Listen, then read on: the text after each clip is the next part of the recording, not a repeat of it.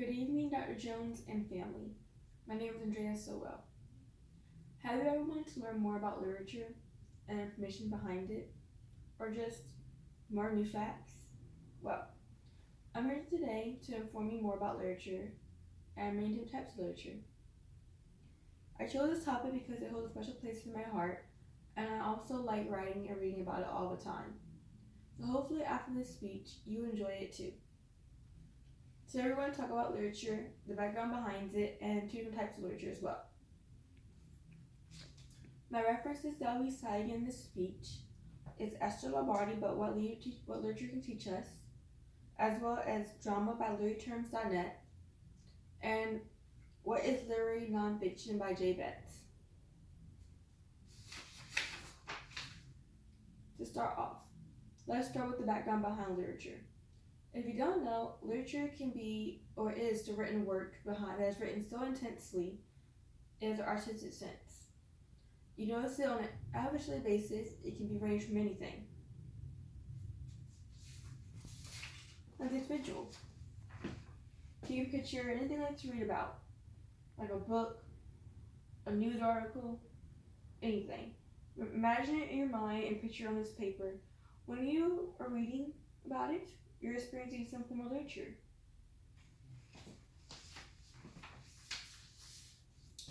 There are many different types of literature. There is drama, poetry, nonfiction, and fiction. But those different types also have their own many little subjects in between each. According to Esther Lombardi, literature has been known to be the foundation of mankind, meaning that literature is some way we tell a story. It's who we are today as a society. It gives off emotions, tells us who we are. It gives off a sense of humanity. Moreover, the first type of literature that I'll talk about today is nonfiction. Nonfiction is a written work that is based on a real life event that has happened or occurred in any time period of history.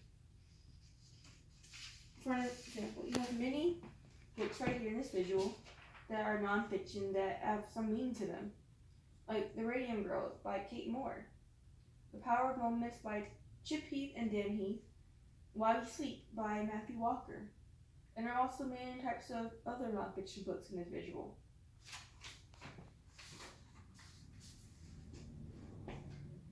This is actually one of the most common types of literature, actually.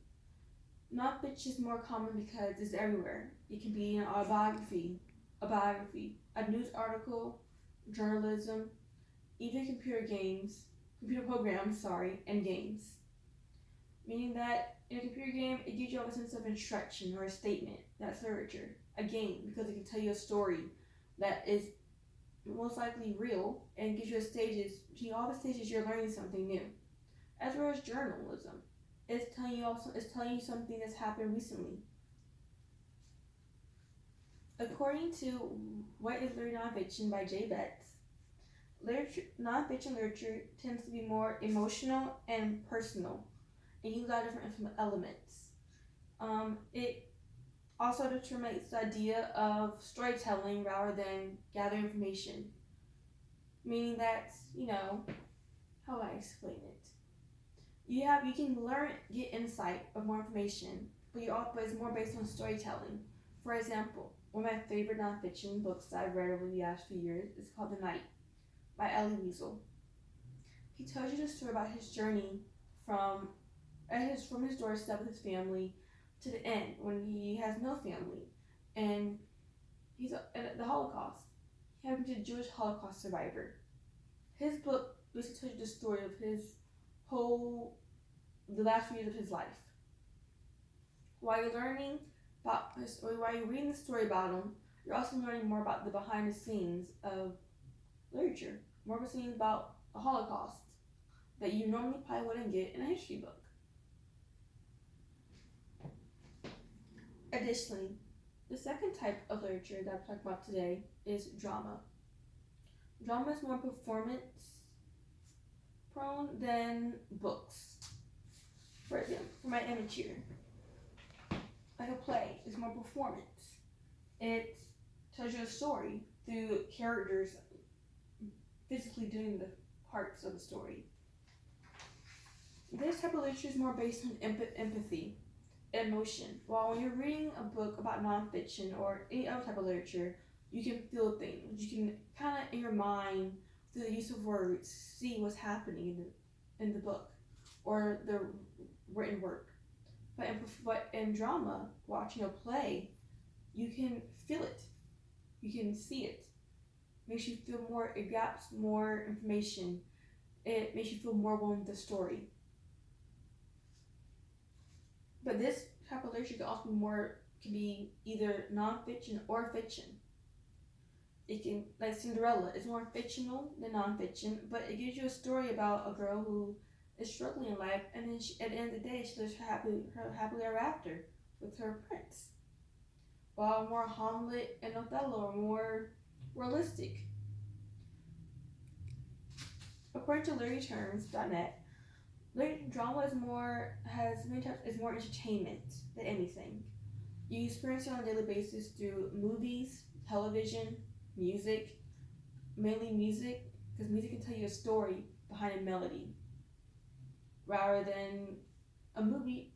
Well, also actually, a movie is more, can put more scenes and action in it, make you entertained while telling the story.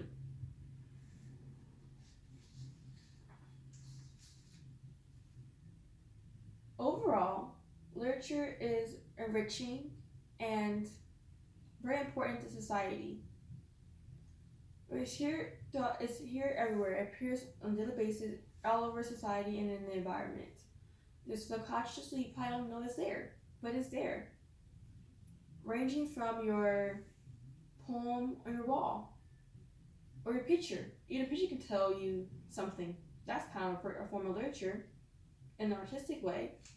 Same as your quote that you've seen on TV or at the store.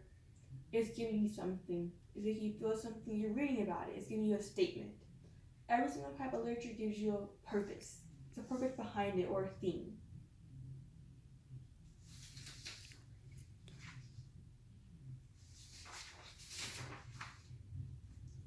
Nonfiction and drama are everywhere. And you notice them everywhere you go. You read a book, watch the news. Especially the news can be very, very informational. Tells you a story. The news, like the news now, gives you a story. Like the election is giving you stories, but it's also giving you information. Well, drama, watch a movie. Every movie or everything when it comes to just like social media, they're forms of literature. The pictures, the words, anything.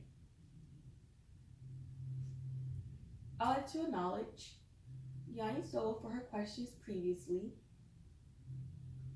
She asked, were computer programs and games related types of literature? And the answer is yes.